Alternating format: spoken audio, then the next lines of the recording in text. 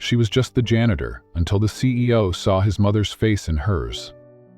A dropped briefcase, a melody from the past, and one photo buried deep in his files that could reveal a family secret too painful to speak. What if the woman cleaning his floor was the sister he never knew existed? Before we dive into this unforgettable journey, tell us in the comments, where are you watching from?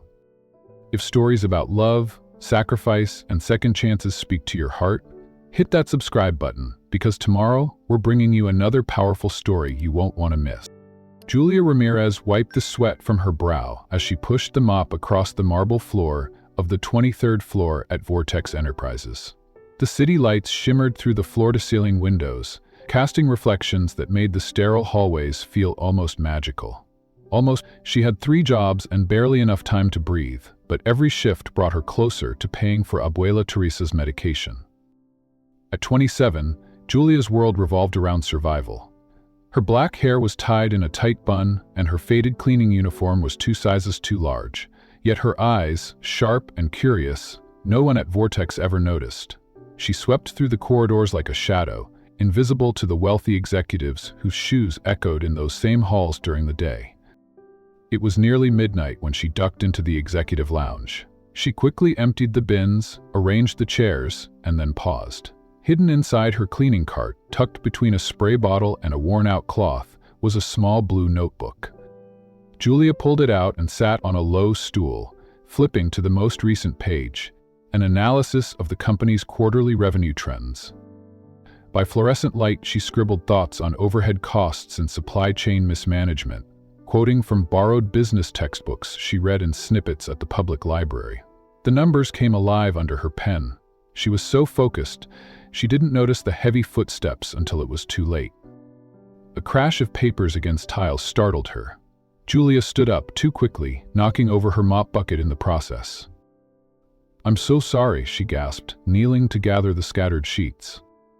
The man towering above her looked less amused than stunned.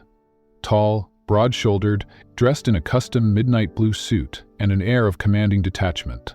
Thomas Blackwell, CEO of Vortex Enterprises. Julia froze, clutching a handful of papers. "Please, I didn't know anyone was here." Thomas narrowed his eyes, but it wasn't her clumsiness that held his attention. It was the small notebook left open on her stool. He picked it up, flipping through pages of clean handwriting, outlining fiscal strategy, comparative market indexes, and hand-drawn diagrams. "What is this?" he asked quietly. "Notes," Julia answered, swallowing hard. I study while I clean, for business school. Someday." Thomas didn't reply. He didn't smile. But he didn't reprimand her either. Instead, he handed her the last page and said, "You dropped this." Then he walked away without another word. Julia exhaled in relief. Her hands trembled slightly as she stuffed her notebook back into the cart and resumed cleaning. Outside the lounge, Thomas stopped. He listened. Julia was humming. The melody drifted softly through the halls, an old Spanish lullaby. It was hauntingly familiar. His breath caught in his chest. That song. He hadn't heard it in over 20 years, not since his mother died. He turned to glance over his shoulder at the janitor with too many jobs and a notebook full of genius. She had no idea what she'd just done to him. The next morning, Thomas sat in his corner office, staring at the skyline of Manhattan, but seeing something else entirely. Handwritten graphs, a spilled mop bucket, and a lullaby he hadn't thought about since he was a boy. Julia Ramirez. He tapped his pen against his desk, irritation prickling beneath his collar. Not at her, but at how she lingered in his mind. That song, that voice. His mother Isabel had sung it to him in Spanish every night until cancer took her. No one else could have known it, and yet the stranger, the janitor, had hummed it with the same cadence, the same pain warmth. Downstairs, Julia was clocking out. Her back ached, her shoes were soaked, and she still had to walk 6 blocks to catch the first bus. But despite her exhaustion, her heart still fluttered from last night. Thomas Blackwell had seen her notes. He hadn't laughed. He hadn't mocked her. He had handed them back with... She shook her head. "Don't be ridiculous. A man like him doesn't notice women like you." Still, she couldn't shake the feeling that something had shifted. Later that evening, Julia returned for her next shift. She moved swiftly through the halls, pushing her cart like armor against the world. But something stopped her at the executive office door. It was ajar. Inside, dim lights cast long shadows across the glass walls. On the desk was a file folder, slightly open. Curious, she stepped in quietly and noticed a note on top. Return, with corrections. She blinked. Was that meant for her? She looked closer. Attached to the report were sticky notes, his handwriting, flawed assumptions, and asking for alternate projections. Tentatively, Julia removed the folder and placed it in her cart beneath the cleaning supplies. If it was a test, she wouldn't fail. Back at her locker during break, she opened her notebook and began to write. For the next 2 hours, in between scrubbing windows and vacuuming hallways, she answered every one of his questions, methodically, respectfully, thoroughly.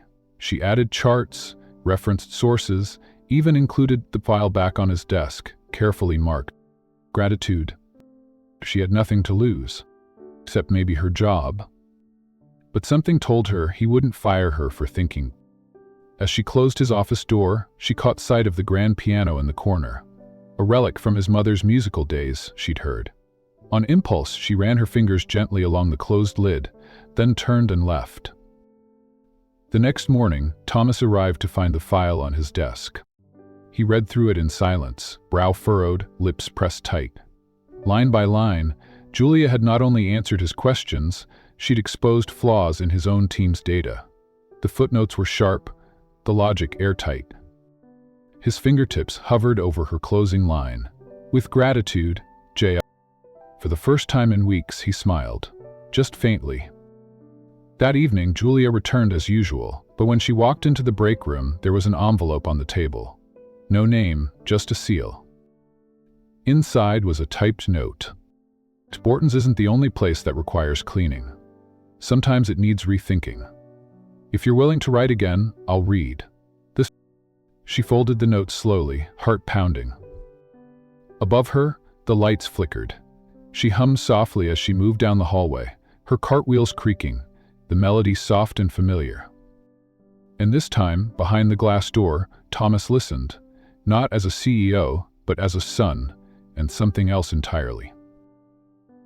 Thomas Blackwell had always trusted numbers more than people. In the sleek mirrored halls of Vortex Enterprises, silence and precision were virtues. So when he reviewed the building's late-night security footage, he expected to see little more than janitorial routine. Instead, what he saw was Julia Ramirez stopping between mops and buckets to scribble formulas and projections on a whiteboard in conference room.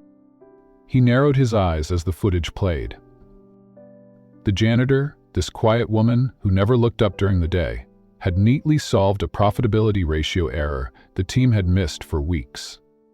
Her handwriting was small and precise, her expression focused, unaware that the board she used for practice still contained sensitive corporate metrics.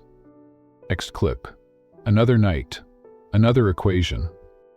She had adjusted a forecast projection that even his CFO had claimed was solid. Her correction, simple and accurate, aligned with Thomas's private suspicions. This wasn't luck. This was analysis. He paused the video, leaned back in his chair and stared at her name on the schedule sheet.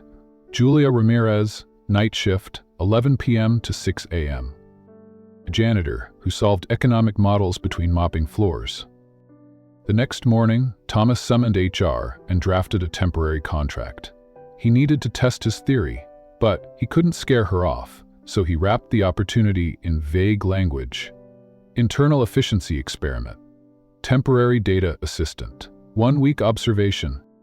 When Julia opened the letter later that night in the janitor's closet, she blinked twice. "What is this?" she whispered aloud, holding the crisp envelope like it might vanish. She reread it under the flickering light bulb. 1 week, full pay, same night hours, no cleaning duties, just observation and data input. Her gut clenched. Was this real? She thought about her grandmother's medication bill on the fridge, about the stack of unpaid utility notices, about the day she'd given up her scholarship to Columbia to stay home and care for the only person who'd never left her. She swallowed her fear and signed. The next night, instead of scrubbing floors, Julia sat at the edge of a long executive table in a sleek black blazer borrowed from a neighbor who used to work in sales. Her badge said temporary analyst. She didn't speak much, but when Thomas directed a question toward the board and the room stumbled through vague answers, Julia quietly passed him a note with a correction. He glanced at it. Then slowly, without acknowledging her, he corrected the room, word for word what she had written. No one noticed, except Thomas. Over the next few days she said more, quietly, always with a little tremble in her voice, but each time she opened her mouth, even just to ask a question or offer a quiet suggestion, the data team went silent. Some board members laughed politely, clearly dismissing her as a charity hire. "Bold," one whispered when she left the room. "For a janitor?" But Thomas ignored them. Behind closed doors, he started to trust her. At 2:15 a.m. on Thursday, Julia sat in the break room with her eyes shut and her hands still wrapped around a highlighter. The budget sheet beside her was half reviewed, full of careful notes in purple ink. Her head had dropped forward. Thomas stopped in the doorway. Something in his chest tightened.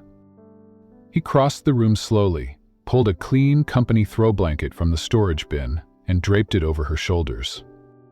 She didn't wake.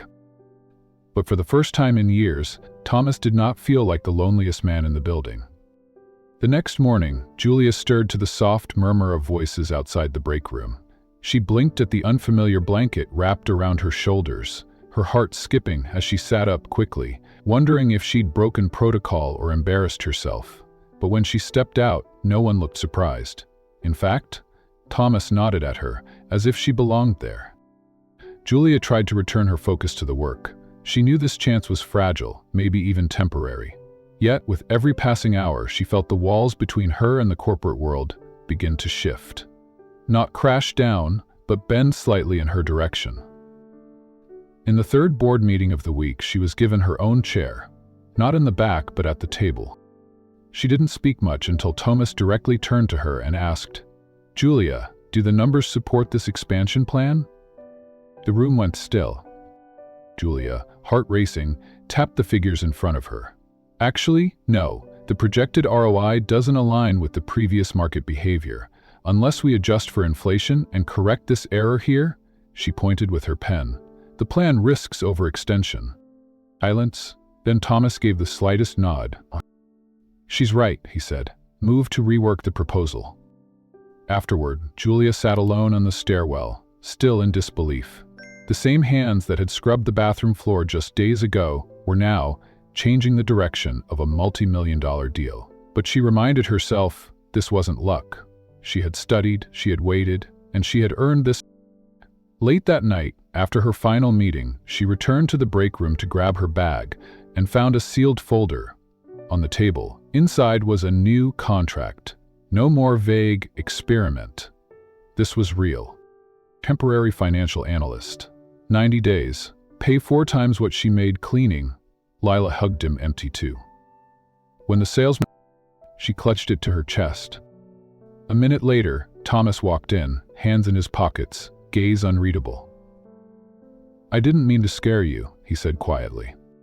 "You didn't," Julia replied, her voice small. "I'm just not used to being seen." Thomas tilted his head. "People like you aren't invisible, Julia. Some of us just forget to look beyond the suit and title." She blinked, startled by the honesty in his tone. "Me?" she asked. "You could have hired any Harvard graduate." He studied her for a long moment. "Because they don't stay after hours to solve equations they weren't asked to. Because they don't pause mid-mop to debate cost-benefit ratios on glass walls. And because none of them hum my mother's lullaby like you did that night." Julia's breath caught. "You remember that?"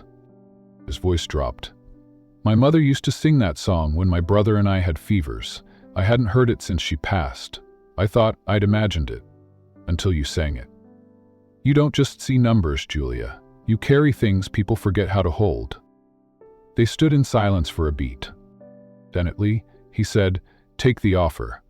You belong here, more than half the men in that room." Julia nodded, not trusting herself to speak. Her throat burned with emotion. And when Thomas turned to leave, he added without looking back, "You're not just part of this company now, Julia. You're rewriting its." That night, she walked home beneath the city lights, contract clutched tightly in her bag, heart thudding with something she hadn't felt in years: hope. Tomorrow, she'd step into the building, not as a cleaner, but as a mind that finally mattered. The invitation came in the form of a crisp envelope tucked into Julia's locker. Inside was a handwritten note from Thomas.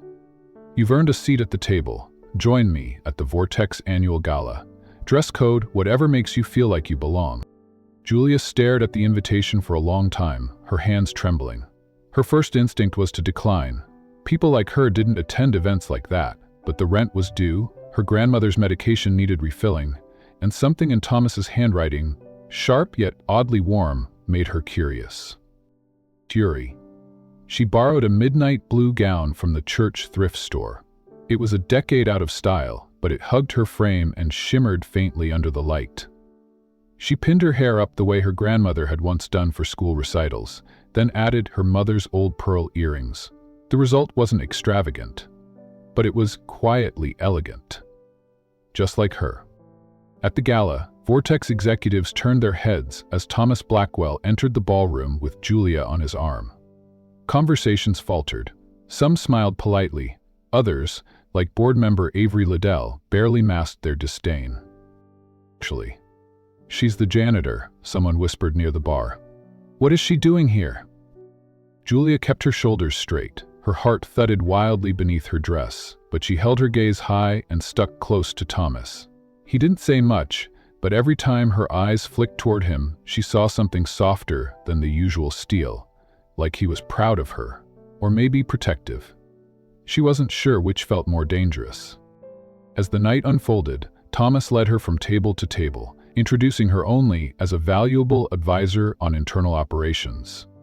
That vague title kept everyone guessing, and that's exactly how he wanted it.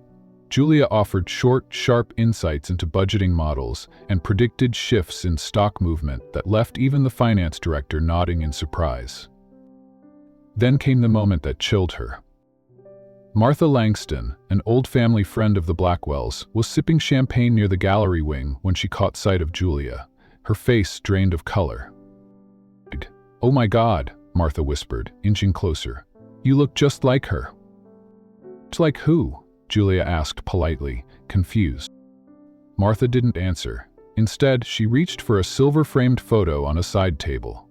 A blackened image of a young woman with sharp cheekbones, thick lashes, and dark waves falling over her shoulders. The resemblance was undeniable. "Thomas's mother," Martha murmured. "Elena Blackwell.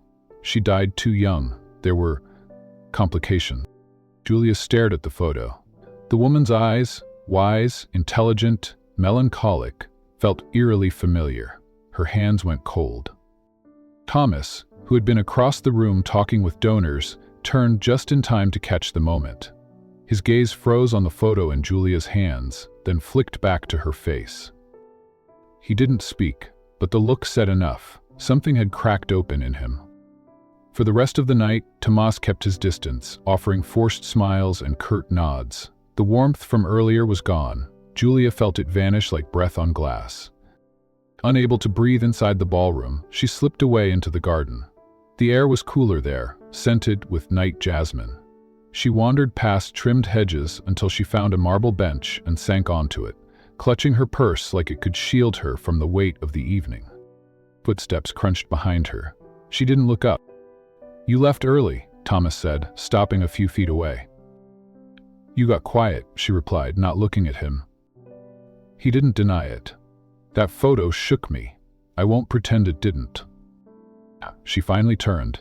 "Who was she, really?" Thomas hesitated. Then, she was brilliant, kind, and troubled. She left behind questions, some that never got answers. Julia looked down at her hands. "I never knew my mother," she said quietly. "I was found at the doorstep of St. Lucia's orphanage. The only thing left with me was a music box and a blanket embroidered with the letter E." Thomas stepped closer, slowly. And who raised you? None. Sister Letitia, she taught me how to pray, how to clean, and how to find silence when the world felt too loud. But she couldn't tell me who left me behind. The wind stirred, rustling through the hedges around them. Thomas sat beside her, leaving a respectful distance between them. His voice dropped, almost hesitant. When you hear that lullaby, my mother used to sing it. I haven't heard it since I was a child. Julia's eyes glistened. It's the only song I've ever known. I hum it when I'm nervous or scared. Neither spoke for a long time. Then Thomas reached into his pocket and handed her a folded napkin. On it were scribbled equations from the finance meeting earlier that night, corrected in Julia's distinct handwriting. You saved me from a public embarrassment today, he said softly. Your correction kept the quarterly forecast from falling apart. That wasn't janitorial work, that was brilliance. Julia folded the napkin slowly and held it in her lap. It's not brilliance, it's survival. Numbers are the only things that made sense growing up. They don't lie, people do. Thomas turned toward her, studying her profile. Julia, do you think there's a reason we met? She laughed, under her breath, a sound that was part disbelief, part pain. No, I think life is messy. I think I work 5 jobs and clean vomit off conference room floors while reading economics manuals from the library, because life doesn't care how hard you try. Do it. Who if it? He asked gently. This mess is leading somewhere. She didn't answer. She stood up instead, brushing the creases from her dress. You're a CEO. I'm a ghost on your payroll. Whatever this is, whatever connection you think you feel, don't let it confuse you. I've spent my whole life being invisible. I don't need to start hoping now. As she turned to go, Thomas stood. I don't care where you came from. I care what you do with where you are. It stopped her. She looked over her shoulder. So, what happens now? He didn't move closer, but his voice lowered. Now, I find out what the hell my mother was hiding all those years ago. And you, Julia, you stop hiding too. Julia left the garden with tears in her eyes.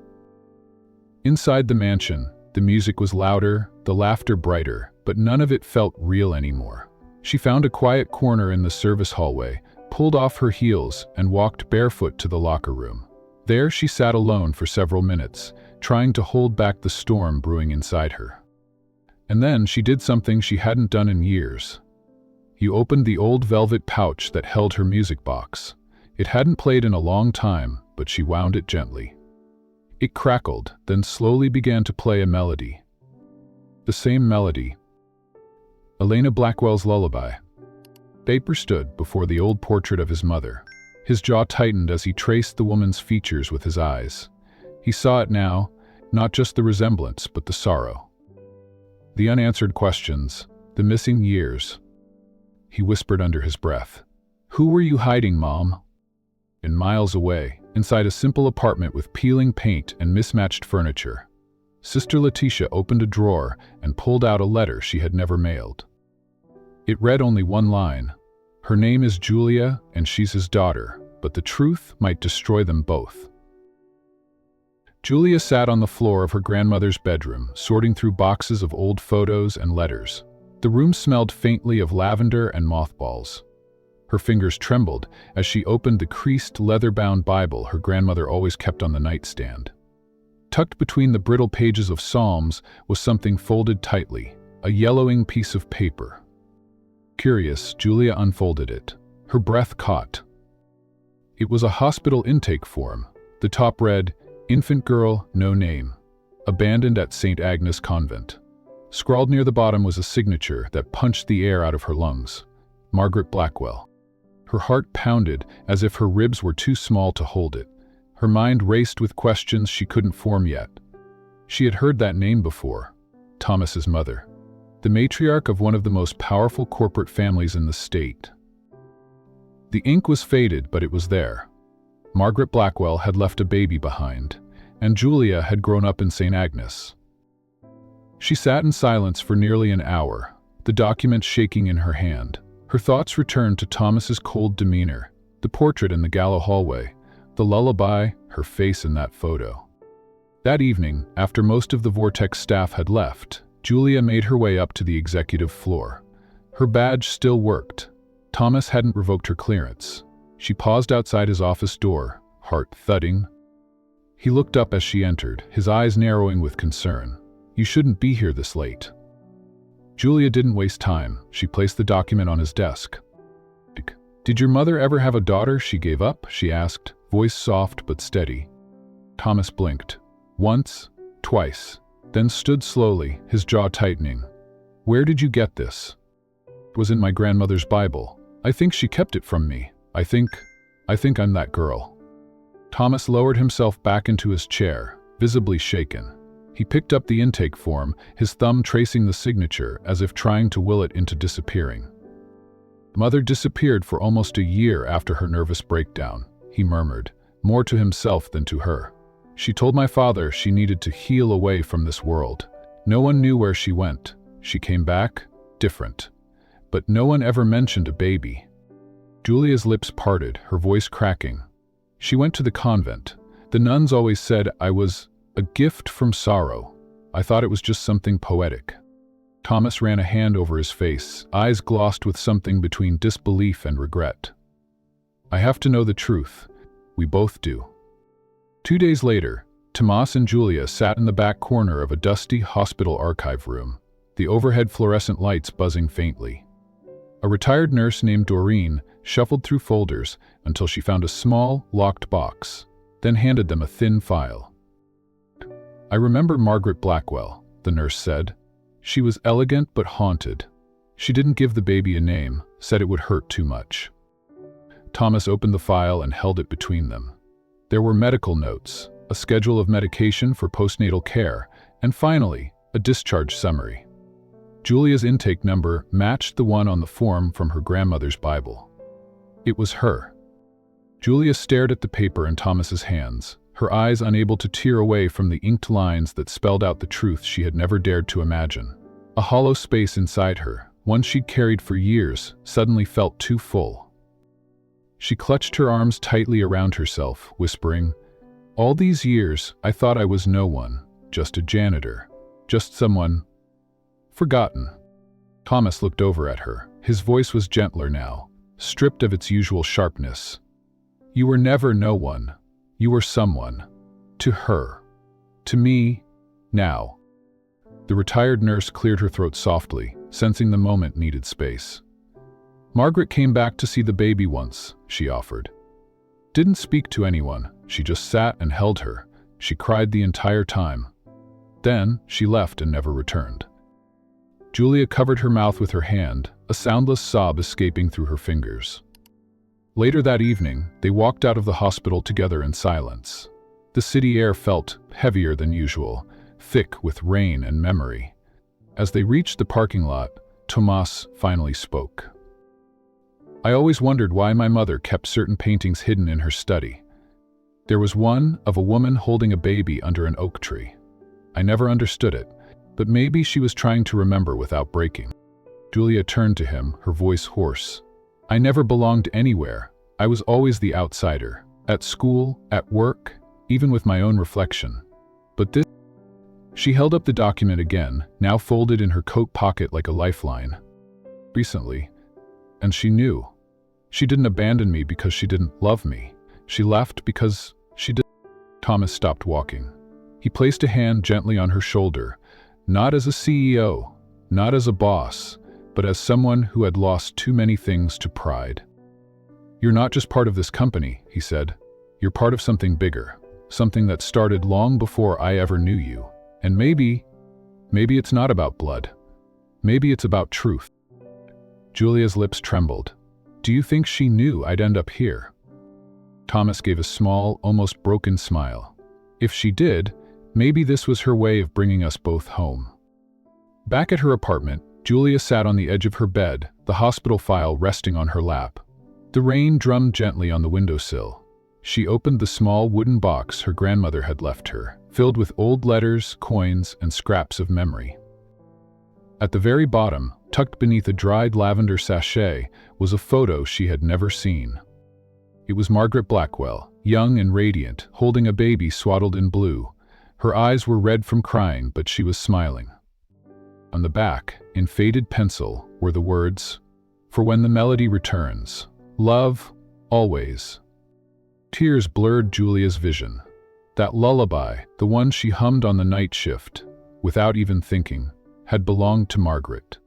She hadn't imagined it. It was a thread tying her to the past, singing its way through time, waiting for her to hear it again. And now she had. In the silence of the room, she whispered, "I'm not alone anymore." She folded the photo and tucked it into her notebook, the one filled with economic theories and margin notes scribbled between mop strokes. She placed the hospital form beside it. Her story, once buried in janitorial closets and forgotten records, had a name now: Julia Blackwell. Or maybe, just Julia. For the first time in her life, both names felt like they belonged. And that changed everything. Thomas Blackwell sat in the corner of his glass-paneled office, the city skyline glimmering beyond him, but his eyes were on a single sheet of legal parchment. The ink had just dried, his signature now enshrined beneath a name he hadn't expected to protect: Julia Ramirez. He'd amended the terms of the Blackwell Foundation. Julia was now not just a temporary internal consultant, but a named beneficiary with co-oversight privileges over the charitable division. A woman who mopped floors at night would now influence millions in philanthropic capital, and it felt right. He ran a hand through his hair, heart heavy, yet lighter than it had been in years. Julia had rewritten his logic with her quiet brilliance. Her eyes had questioned boardroom egos more effectively than any audit, and when she spoke, not for power but for people, it had made him see his empire differently. That's when the door slammed open. Gregory Blackwell, his cousin and longtime rival, strode in without knocking, waving a thick envelope. Sky was nodding. Thomas didn't flinch. "I'm in the middle of something." "You're destroying our name for a girl who walked in with a mop bucket." Thomas stood. "Say her name." Gregory scoffed. "She's manipulating you. Open your eyes. She probably found out who she really was and played the part." "She didn't know," Thomas shot back. "Not until that file, not until my mother's name was on it." Gregory sneered. "Or she staged it? You're too emotional to see it. You're about to hand over control to someone who might not even be family." Thomas stepped forward, his voice calm but unshakable. "Gregory, I've spent years surrounded by boardroom sharks in tailored suits who only speak in numbers. And Julia, in borrowed shoes and silence, spoke more truth in a week than you have in a decade." Gregory's glare was sharp, but he turned and left without another word. That night, Julia arrived back at her small company-assigned room near the records department, only to find the door slightly ajar. Her breath caught. Inside, drawers were pulled open. Papers were scattered like fallen leaves. Her notebooks, the ones she filled between shifts, were untouched. But one thing was gone: the rosary. She fell to her knees by the small wooden box where it had always rested. Her grandmother's rosary, worn and faded, its beads once Margaret Blackwell's. It wasn't just jewelry. It was the one thing that had connected her to the only family she'd ever known, the grandmother who'd whispered bedtime prayers even as cancer stole her breath. She packed her bag in silence. A note was scribbled and left on the nightstand, short, final. She couldn't stay, not where her roots had been trampled twice. By the time Thomas found the note an hour later, the hallways were already empty. He ran. Downstairs. Across the marble lobby, past security, his phone to his ear, straight to the maintenance wing. He flung open doors, "Julia," he called. A janitor shook his head. "She left, sir." Didn't say where. Thomas stood frozen in the echo of his own name. Then he turned toward the darkened parking lot, headlights blurring in the misting rain. And, for the first time in years, Thomas Blackwell felt what it was to chase someone, not as a CEO, not as a man with power, but as a man who couldn't bear to lose what was just beginning. Rain had started falling harder as Thomas stepped into the night. His breath clouded in the cool air, and his heart beat like a drum in his chest. He didn't know where she'd go, only that, if he let her walk away now, He might never get the chance to tell her what he hadn't yet found the courage to say. Not far away, Julia stood beneath the awning of the old bus stop just beyond the rear gates of the company campus, her duffel bag beside her, soaked at the edges. She clutched the photo of her grandmother in one hand, the rosary now missing from the other. Her eyes were red, her lips trembling. She had left a place that had never truly been hers, and yet somehow, leaving this time hurt more than anything else had before. She heard footsteps. She turned slowly, expecting a stranger, maybe even security. But it was him. Thomas was breathless, rain clinging to his sleeves, his tie long discarded. He stopped just a few feet from her, eyes locked on hers like she might vanish again if he blinked. "I know what you're going to say," Julia whispered. "And it's okay." "Snap," Tamaya said. "Julia, don't let Gregory or any of this make you doubt what's true." She gave a tired smile. "You don't know what it's like, never having a name that meant anything, never being enough to be kept. For you. You were enough long before I ever knew your name." He stepped closer, gently holding out something wrapped in a cloth. She unfolded it with trembling fingers. Inside, her grandmother's rosary. "Found it in Gregory's office drawer," Thomas said quietly.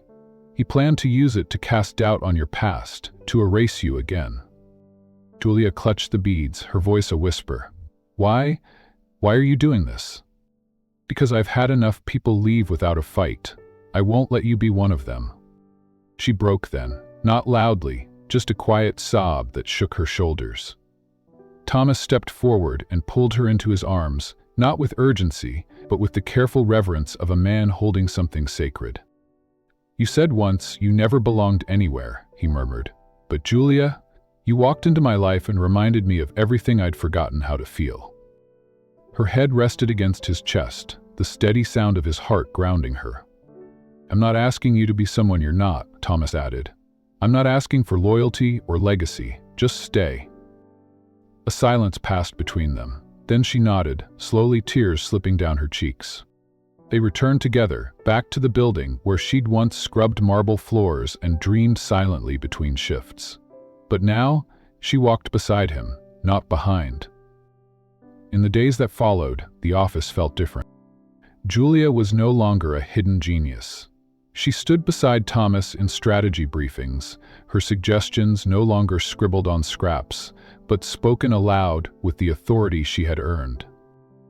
Though some board members still whispered, they no longer doubted her worth. The foundation paperwork arrived, bearing both of their signatures.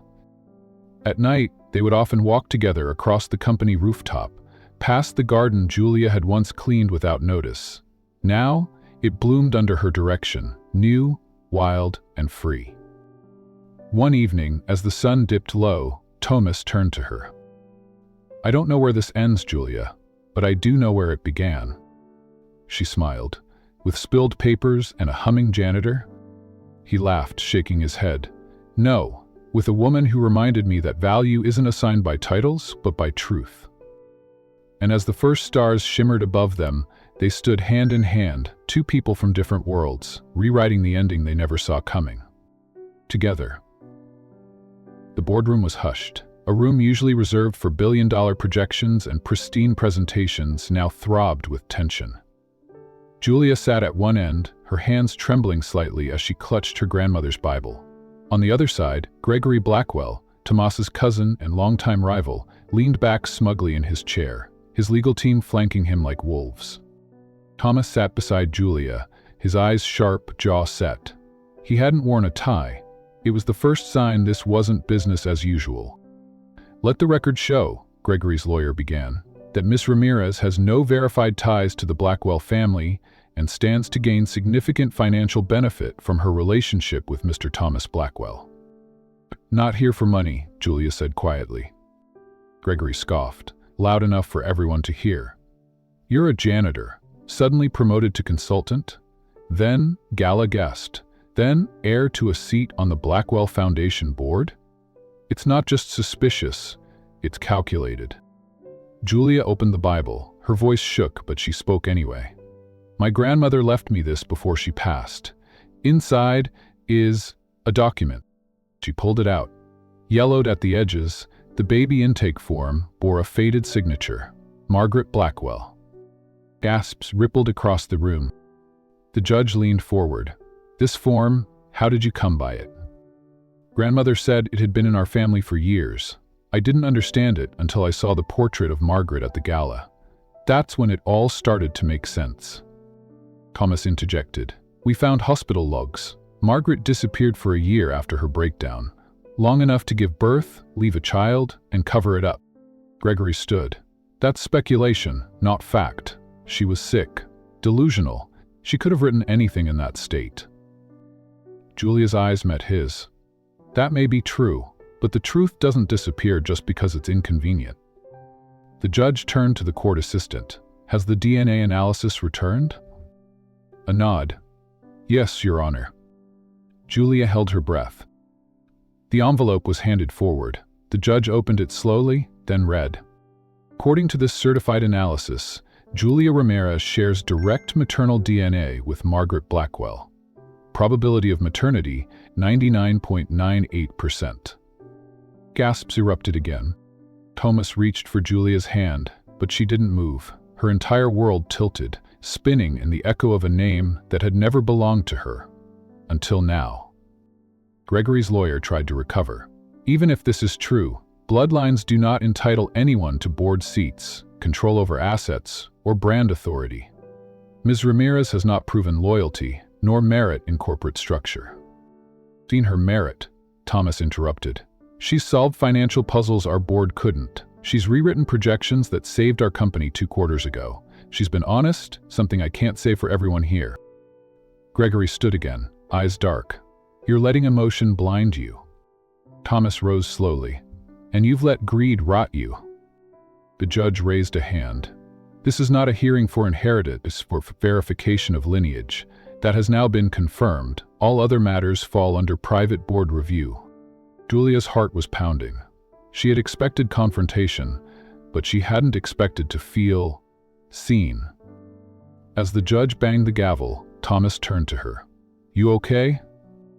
She nodded, tears slipping silently down her cheek. Gregory, walking out, threw one last dagger over his shoulder. "Blood doesn't make you family." Thomas didn't flinch. "No, but choosing each other does." Julia looked at him. Really looked. For the first time, she didn't see a CEO. She saw a man who had chosen her, despite the world, the doubt, and even his own pain. And maybe, just maybe, she could choose him back. After the hearing, the boardroom slowly emptied, but Julia remained in her seat, hands clasped in her lap. The buzz of whispered conversations, the shuffling of leather shoes, even the clink of water glasses seemed distant, as if the world around her had dulled to a quiet hum. She wasn't sure if it was relief, exhaustion, or the weight of everything that had just been confirmed. Thomas stood beside her, watching her carefully. "You don't have to stay here," he said softly. "We can leave." Julia looked up. "And go where? Back to mopping floors, or straight into a family I never knew I had?" He crouched beside her, his voice low. "You don't have to decide tonight, just don't disappear." That word. Disappear. It echoed in her chest. "This whole life," she whispered, "I've felt like a ghost in someone else's story. And now, I find out I was part of yours all along." "You were never a ghost, Julia," Thomas said. "You were the chapter my mother never had the strength to write." His words undid her. A sob escaped, raw and unguarded, and she covered her mouth to stifle it. But Thomas didn't pull away. He sat beside her and simply let her cry. Later that evening, back at Vortex headquarters, Julia stepped into the office Thomas had once caught her cleaning. The whiteboard still bore faded equations and projections, some of which were hers. She traced the edge of the marker with her finger. Behind her, Thomas entered, holding 2 mugs of coffee. "I know this isn't what you asked for," he said. Julia turned. "No, but maybe it's what I needed." He handed her a mug. "What will you do now?" She looked out the window, where the city lights flickered like stars. "I don't know. Learn how to carry a name I never grew up with. Grieve the grandmother I thought had no secrets. And maybe find out who I really am, beyond all this." "You're Julia Ramirez," Thomas said firmly. "That's not something to leave behind, it's something that makes you more." She stared at him, heart tight. "And you? What are you going to do now that the board knows I'm not just a cleaner?" "I'm going to rewrite the bylaws," he replied, without hesitation. "Make sure the next Julia Ramirez doesn't have to mop her way into a seat." A stunned laugh burst from her lips. "You really mean that?" Thomas smiled, small but real. "I've spent years believing bloodline was enough, but you reminded me that merit, grit, and heart matter more than pedigree." Julia turned her gaze to the photo on the wall. Margaret Blackwell, young and elegant, eyes soft with secrets. Her own reflection overlapped faintly in the glass. "The words she could have told me," she said quietly. "She did," Thomas said, pulling something from his jacket. "You just didn't know how to read it." It was the rosary, her grandmother's, the one that had been stolen. "Found it," he added. "Gregory's assistant confessed, said he thought it would Julia clutched it like a lifeline. "Thank you." "You're not alone in this anymore," he said. "Not ever again." As they stood there, something passed between them. Not romance, not yet, but something deeper. Recognition, trust, the beginnings of chosen family. The next morning, Julia stood before the mirror in the guest suite of the Blackwell estate. No mop, no badge, just herself in quiet clothes, with fire in her eyes. Downstairs, the board awaited her, but this time she wasn't cleaning the floor. She was taking a seat at the table. She reached into her bag, pulled out her notebook, and walked forward with the grace of a woman who had once been invisible, but would never be unseen again. The old east wing of the Blackwell estate had once been shuttered, its tall arched windows veiled in dust and silence. It was Margaret Blackwell's library, a space that had once echoed with her laughter, the soft rustle of book pages, and the quiet tapping of piano keys. Now, for the first time in decades, the doors were open. Julia stood in the center of the library, surrounded by shelves they'd polished back to life. Where faded curtains had once hung, bright sunlight poured in. Volunteers moved around her, teachers, architects, interns, all working together to transform the room into something new, a community education center. The idea had been hers. "For too many kids like me," she had said to Thomas weeks earlier, "ons who grow up thinking they're invisible. What if we gave them a place that reminded them they weren't?" Thomas had listened, really listened, and backed her every step. The Blackwell Foundation provided funding, Julia shaped the mission, and now it stood ready to open its doors to underprivileged youth, seeking guidance, mentorship, or simply a place to feel safe. A plaque was mounted just above the main entrance, engraved in bold, soft lettering. "For the forgotten children who were never really lost." Julia traced the words with her fingers, her heart swelling. She didn't need to speak them aloud, they were already stitched into every part of her story. Later that evening, long after the last light had been turned off and the last chair tucked in, Julia stayed behind. Alone in the quiet library, she walked to the piano tucked into the corner near the window. It was the same one she used to imagine playing as a child, even though she'd only ever seen pianos in books and dreams.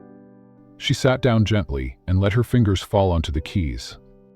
The melody that emerged was uneven at first, soft, hesitant, but with each note a memory stirred. The tune was the lullaby her grandmother used. Julia closed her eyes and let it carry her. From the hallway, Thomas watched. He hadn't meant to disturb her, but seeing her there, bathed in soft lamplight, a ghost of Margaret's strength and Julia's resilience wrapped into one, he couldn't stay hidden. Quietly, he stepped into the room. Julia didn't stop playing. She knew he was there. When the final note faded, she turned to face him. Thomas looked down for a moment, almost shyly, before stepping closer and kneeling beside the piano bench. "Thomas," she asked, her brow furrowing slightly. He didn't speak right away. Instead, he reached into the pocket of his jacket and pulled out a small velvet box. When he opened it, there was no flash or extravagance, just a simple, elegant band, timeless and unpretentious like her. "These were not name changes or social statements," he said, voice thick with emotion. "No contracts, no performances, just this, Julia stared at the ring, then at him. Her eyes shimmered with something fragile and deep. "I'm not the girl your world expected," she whispered. Thomas reached up and took her hand. "No, you're the woman it needed." Julia looked down at the ring again, then closed the box softly. "Say yes," she said, "but only if we stay rooted in who we've become, not who we once were." Thomas exhaled, a slow breath that felt like release. "To Finjit is everything I've ever needed." They sat side by side at the piano bench, no longer separated by titles or legacy, but connected by shared scars and hope. The air between them felt sacred, heavy with unspoken promises. For the first time in years, neither one felt alone. Days turned into weeks, and the vision they built together began to take shape beyond the library walls. Julia led weekend workshops in financial literacy, using her old notes, once scribbled between janitorial shifts, as real tools for teaching. She coached teen girls on resilience, identity, and self-worth, often slipping in stories from her past that mirrored theirs more than they knew. Thomas worked behind the scenes, offering silent support, pulling strings where needed, and sitting in the back during the sessions, quietly in awe. One rainy afternoon, Julia walked into the center's break room to find a drawing on the fridge. A child had sketched a picture of her in front of a blackboard, labeled, "Miss Julia, the one who listens." She stood there for a long moment, hand pressed to her heart. That evening, as she and Thomas locked up the building, he turned to her with a thoughtful look. "You do know you changed this place more than I ever did." Julia shook her head. "We changed it together." But Thomas wasn't talking about the center. His eyes stayed on her. "You changed me." She looked down, the corners of her mouth curving in a quiet smile. "Funny," she said, "because you gave me a place I didn't know I still wanted." Under the stars that night, just like they had danced outside the cabin months before, they danced again, this time on the polished marble floor of Margaret's old reading room. There was no music, only the soft echo of laughter, the creak of old wood, and the steady rhythm of two hearts finally unafraid to beat together. Weeks later, they stood before a small group of friends and staff at the official opening ceremony of the center. Julia wore a deep navy dress, simple but striking, with her grandmother's silver cross at her neck. Thomas stood beside her in a tailored gray suit, his hand never straying far from hers. A young girl stepped forward to unveil the final plaque. Etched in bronze beneath a vine of carved roses were the words, "Blackwell Ramirez Center for Futures Rewritten." Gasps and tears followed. Julia blinked at the inscription. She hadn't known he'd included her name. Thomas leaned in, whispering, "This place wouldn't exist without you. It carries your name because it carries your fire." She turned to him, barely holding back emotion. "Then let it carry both of us." That night, as they returned home, Julia picked up the piano melody once more, slow, but this time full. And in that room, filled with second chances and rediscovered roots, Thomas knelt once more, not for a vow, but just to hold her hand. As partners, as family, as love finally come home. 1 year later, the city felt different to Julia Blackwell Ramirez. It wasn't the skyline or the glossy buildings she noticed. It was the rhythm, the way her footsteps echoed down the polished floors of the new institute. The way voices of hope filled the rooms, louder than the doubts that used to plague her. Julia stood in front of a whiteboard, surrounded by 15 young adults, each from a different neighborhood, each carrying the weight of struggle on their shoulders. And yet, their eyes gleamed with something electric. She had just finished explaining how compound interest worked, how to read a credit report, and how to create a personal savings plan even with unpredictable income. No one had taught her these things when she was younger. Now, she was making sure no one else would have to go without. A girl raised her hand. "Miss Julia, did you always know you'd be here one day?" Julia smiled, her hand smoothing the fabric of her skirt. "No," she said, "but I always knew I didn't want to stay where I started, and I figured if I could keep moving forward, I might help someone else do the same." There was a quiet murmur of respect in the room, then applause, small at first, then growing. After class, Julia walked through the central atrium of the new institute. The walls were lined with framed photographs, young entrepreneurs, artists, coders, and accountants who had once sat in classrooms just like hers. At the end of the hall stood a large bronze plaque, engraved with a name that still made her heart sing. The Ramirez Blackwell Institute, where every dream finds a home. She paused before it every time she passed, not out of vanity, but reverence. The name wasn't just hers. It belonged to every late night her grandmother stayed up helping her study. Every time she'd fallen asleep on a mop handle, every silent prayer whispered in storage closets. That afternoon, the building buzzed with excitement. The foundation had selected 5 scholarship recipients to speak at the ribbon cutting of the new campus wing. Outside, a modest stage was set, flowers arranged in rows of color, news cameras angled for perfect lighting. Thomas Blackwell stood near the ribbon, looking sharp in a navy suit, his expression warm but steady. He hadn't missed a ceremony since the institute's launch, never demanding attention, but always present. As Julia approached, he turned and took her hand, this time publicly. For the first time in their journey, there was no hesitation in the gesture, only pride. The audience noticed, so did the press, but Julia didn't care. What mattered were the students in the crowd, the ones holding folders stamped with the foundation's seal, the ones already rewriting their stories. One of them, a 15-year-old boy named Leo, was handed the mic. He looked down, nervous, then up at Julia. "Probably don't remember me," he began. "But when I came here last year, I had never spoken in front of people. I thought I wasn't worth helping." He paused, voice trembling. "Miss Julia, you gave me a future. You looked at me like I mattered. And now, I want to be someone who does the same for others." The silence that followed was heavy and beautiful.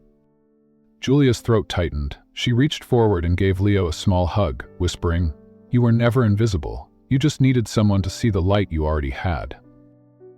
She turned to the podium, holding the final scholarship check in her hand, ready to sign it. Her pen hovered a moment, then she wrote, clean and bold, "Julia Blackwell Ramirez." The applause swelled as Julia stepped down from the podium, the signed check still in her hand. Cameras flashed, but all she could focus on was the warmth in her chest and the boy who had just called her his future. Thomas met her at the base of the stairs. He said nothing, just opened his arms. She leaned into him, resting her forehead on his chest, breathing in the peace she once thought she'd never earn. "This is your legacy," he whispered. She looked up. "Ours?" Later that evening, the two walked the quiet halls of the institute together. The sun was setting through the high windows, casting amber light on the tiled floors. Each step echoed with memory, some painful, some redemptive. Every inch of this building had been built with broken pieces, reassembled not with wealth, but with will. They paused at the library door, Margaret Blackwell's restored wing. Inside, shelves glowed under soft lighting. Children's books, economic texts, poetry, and history lined the walls. A group of kids sat cross-legged on the rug, listening to a volunteer read aloud. Julia entered, kneeling quietly beside them. The story was about a girl who didn't know where she came from, but made a home wherever she chose to love. When the session ended, one of the children tugged her sleeve. "Miss Julia, are you really the boss?" Julia chuckled. "I don't know if I'm the boss, but I do help keep the lights on." The little girl beamed. "I want to be like you." Thomas stood in the doorway, watching the exchange. His eyes were soft, pride gleaming behind them. He never interrupted these moments. He knew better. Julia's strength didn't come from his name or his foundation. It came from what she carried before she ever knew she was a Blackwell. Outside, twilight deepened. On the front lawn, a newly installed stone sign glowed with backlit lettering. The Ramirez Blackwell Institute, where every dream finds a home. Julia and Thomas stood beside it, arms wrapped around each other, as staff, students, and families began to gather for an evening celebration under the stars. String lights danced between trees. A small band played in the background. Food trucks lined the sidewalk, and kids ran barefoot across the grass. Julia was laughing with a few parents when an older woman approached, white hair, sharp eyes, cane in hand. "You're Margaret's girl, aren't you?" she asked. Julia froze. "Yes, ma'am." The woman nodded, studying her. She always said if she ever got to choose again, she'd name her daughter after the one who gave her hope. Julia swallowed. "Who was that?" The woman's smile softened. "Her nurse, Maria Ramirez." Tears gathered in Julia's eyes. "That was my grandmother." The woman placed a hand on Julia's cheek. Then she chose, "Right." When the lights dimmed for the final toast, Julia stood beside Thomas once more, holding her glass high. "Those who build homes, not with walls, but with welcome, and to every child who's ever asked, 'Where do I belong?' may this place be your answer." The crowd erupted in cheers. As the music began again and families returned to laughter, Julia looked out over the lawn. In every face, every sparkle of possibility, she saw her past and her purpose. No longer the girl sweeping floors in silence. And no longer the child left at a convent with no name. She was Julia Blackwell Ramirez. Daughter found, a future claimed, and a legacy just beginning.